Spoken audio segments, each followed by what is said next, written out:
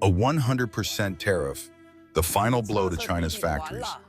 It's back again. The 100% tariff.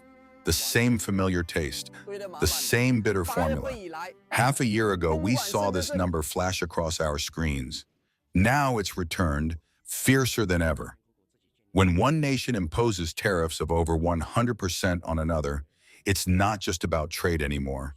It's economic warfare, the point of no return. It means complete decoupling. Factories that once thrived on exports are now gasping for air.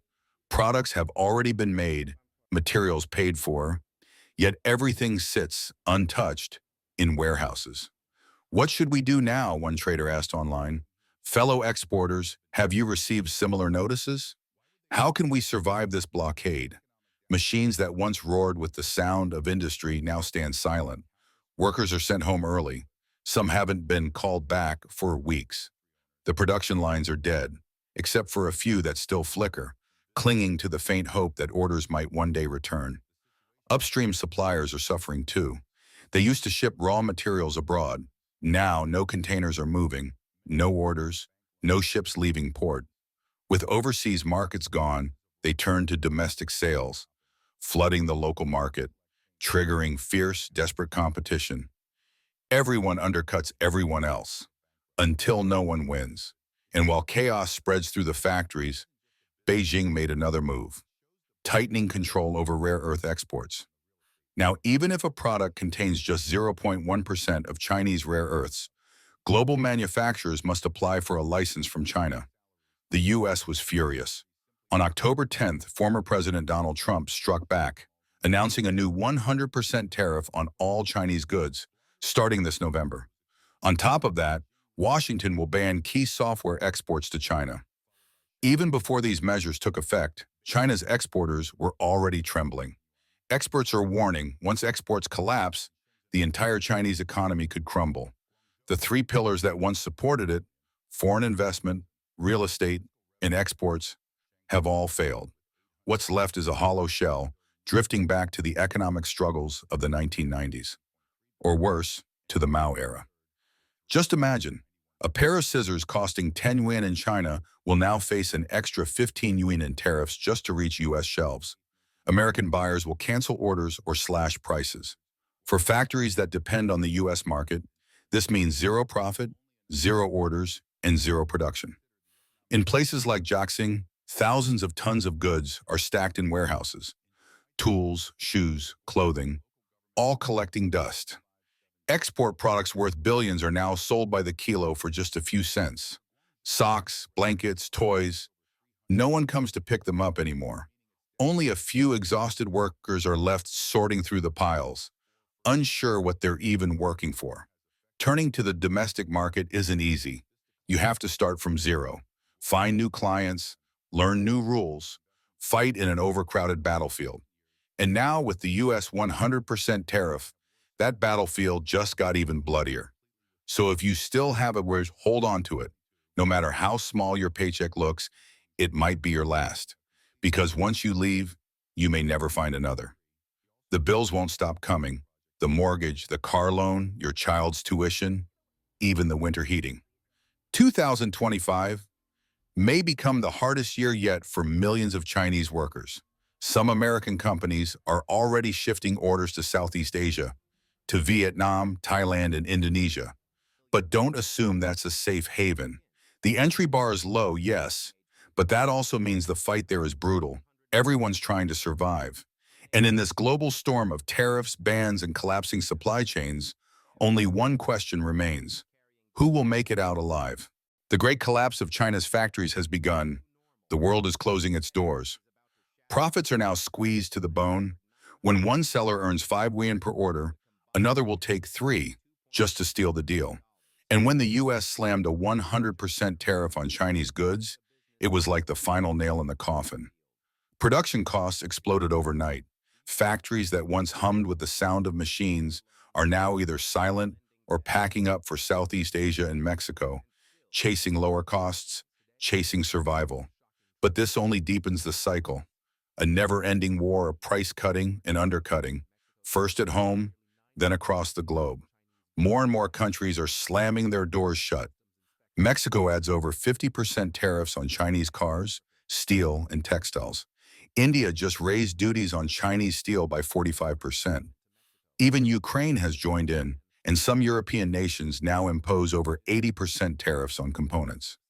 Even Thailand and Vietnam, once China's closest manufacturing partners, are joining the resistance. The reason? It's painfully simple. Chinese goods are too cheap. If the world keeps importing them, local industries everywhere else die. Some say, then just sell to new markets. Go global, build factories abroad. And yes, many Chinese entrepreneurs have already done so, setting up in Vietnam, Indonesia, Kenya, Nigeria, hoping to start over. But even there, Chinese products flood the market.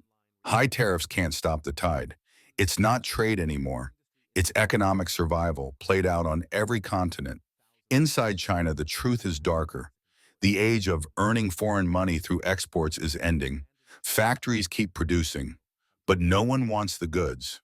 Warehouses are overflowing. Wages are being cut just to keep the lights on. The problem isn't production, it's overproduction.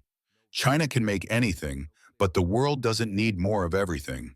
Entire industries are relocating. Low and mid-end electronics, gone to Vietnam. Textiles and plastics, now made in Bangladesh. And once these supply chains move, they never come back. China's world factory status is slipping away, one shipment at a time. Factories stop, jobs vanish. And when unemployment surges, unrest follows.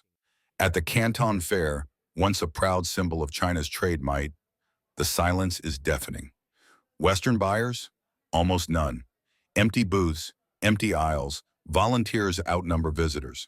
One exhibitor whispered, "In 20 years, I've never seen it this quiet. Not a single foreign client all day."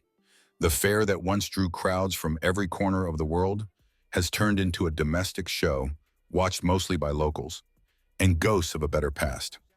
Online videos reveal the harsh reality.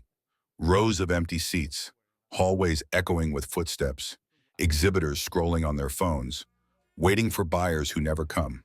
Orders from Europe and America are at record lows. No matter how hard they try, the global market cannot replace the scale of U.S. demand. And in the end, who suffers most? Not just the traders, not just the factories, but ordinary people. When Chinese goods double in price in the U.S., Americans turn to local products. But when China loses exports, it loses jobs, and the workers lose everything. The trade war doesn't just happen between nations. It happens in every home, every wallet, every paycheck. This isn't just about tariffs anymore. It's about the end of an era, the collapse of the Made in China empire. And the world is quietly moving on. China's tech dream has shattered. The tariff war just exposed the truth. Behind the glossy headlines and grand speeches about technological self-reliance lies a brutal truth. China still depends on the West, deeply, completely, and painfully. From semiconductors and lithography machines to CPUs, GPUs, and aerospace engines, almost every high-end technology that keeps a modern economy alive still comes from America, Japan, or Europe. Even the C919, China's homegrown passenger jet that was supposed to symbolize national pride, flies with American-made engines. The truth? Made in China is only skin deep. In semiconductors, the gap is not 5 years, not 10, but more than 15 years behind. In medical devices, precision tools, special alloys, and biotech, the story is the same. An illusion of progress built on foreign foundations. And now, with the 100% tariffs, that illusion is collapsing. For decades, China's growth relied on one artery: trade. Factories imported high-tech components, assembled products cheaply, and sold them to the world. But when the U.S. cut off that trade lifeline, it wasn't just about money. It was about survival. Many traders now whisper openly what they never dared say before. The Communist Party's last hope is gone. Trump's move is brutal, but brilliant. Only when the CCP falls can China breathe again. To them, tariffs aren't just punishment, they're surgery. Painful but necessary to cure a disease that's been festering for decades. The sentiment online is explosive. People are no longer talking about the economy. They're talking about the system itself. How long can the party keep pretending? They ask them. Factories are closing, exports are dying, and still Beijing insists everything is under control. But the traders know better. Once you can't trade with the world, the entire export-driven model collapses. The foreign exchange dries up, the currency weakens, and the factories die one after another. Some say decoupling is no longer a threat. It's already happening.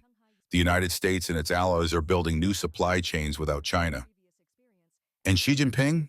He's doubling down, cutting ties with the West, closing China's doors, and betting everything on internal circulation. But what does that mean in reality?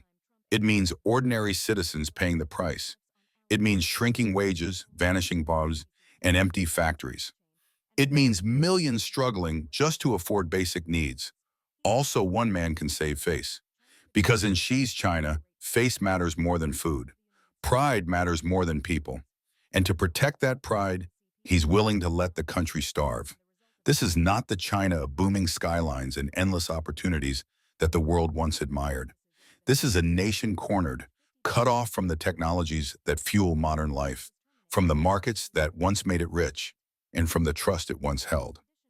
And now, as the world's factories fall silent and the last shipments sit abandoned in ports, one question echoes louder than ever.